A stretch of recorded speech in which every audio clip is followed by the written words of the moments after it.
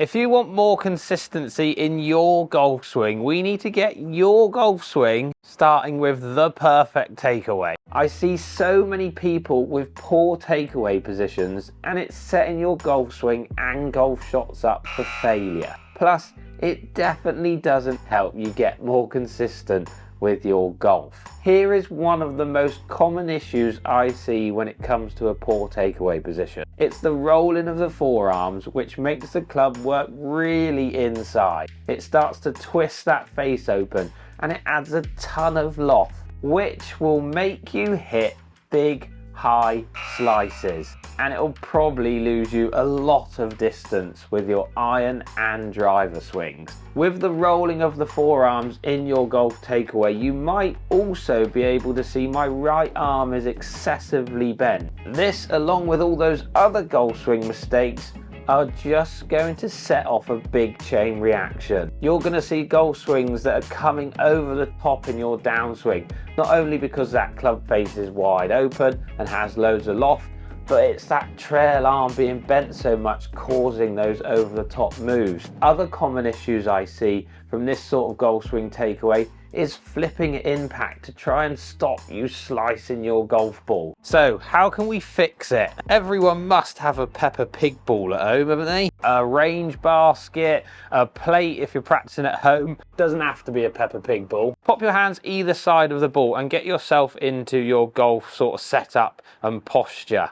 Now, what I would see with a bad rolling of the forearms takeaway is this sort of move.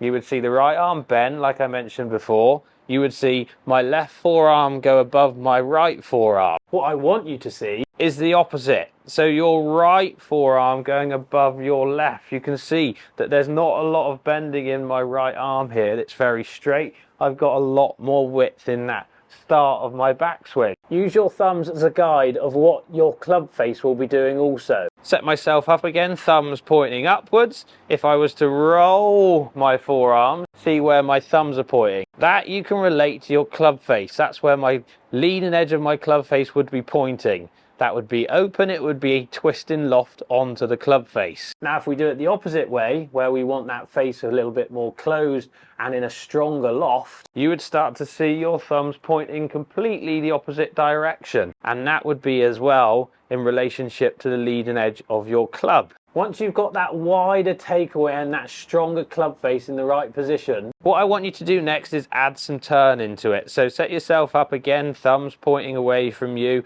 and turn that ball anti-clockwise. Basically you're turning it. If you were a roller of the forearms, you would be turning it clockwise. So try and feel like you turn that ball anti-clockwise at the start of your backswing.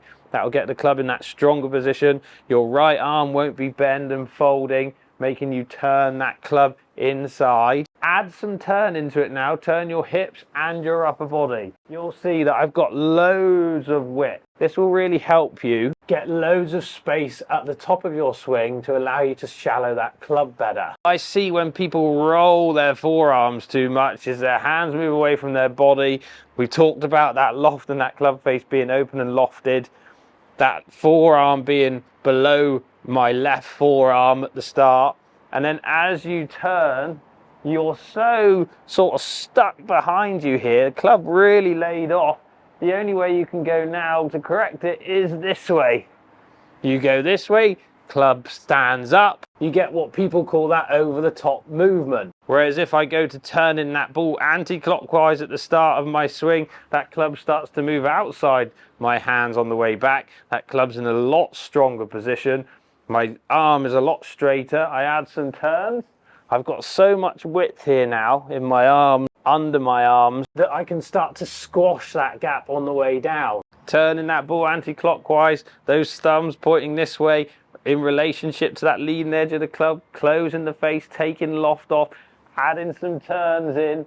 Now I've got all this space to now squash the club or squash my arms against my chest on the way down, which will now allow you to shallow that club out better with that stronger club face, taking that loft off, giving you some extra distance, definitely with your irons and with your woods, because you won't be adding that loft, adding spin. You'll be taking loft off, reducing spin, more ball speed, longer golf shots, and getting rid of that slice because you've now corrected that club face on the way back at the start of your backswing. Remember, this drill can only be performed with a Peppa Pig ball. You can do this anywhere, at home, at the driving range. Get your forearms twisting anti-clockwise on the way back instead of rolling them at the start of your backswing. And finally, how do we take that out onto the golf course? Well, before you hit your shot, I want you to do a little rehearsal. Step behind it if you want to. Do your little rehearsal behind the golf ball. So I'm going to turn that ball anti-clockwise, take the loft off, close that face, or set yourself up. Once you're ready and you feel like you're ready to pull the trigger, just do one little rehearsal while you're over here. It's only back to parallel to the floor with your arms. Set myself up, wiggle, wiggle, back to parallel to the floor, turning that ball anti-clockwise, and then I'm ready to go.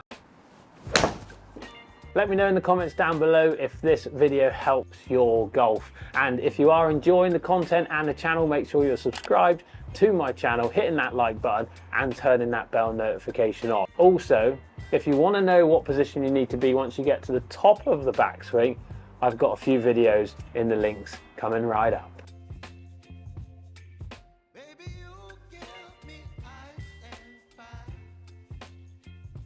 You're giving me wind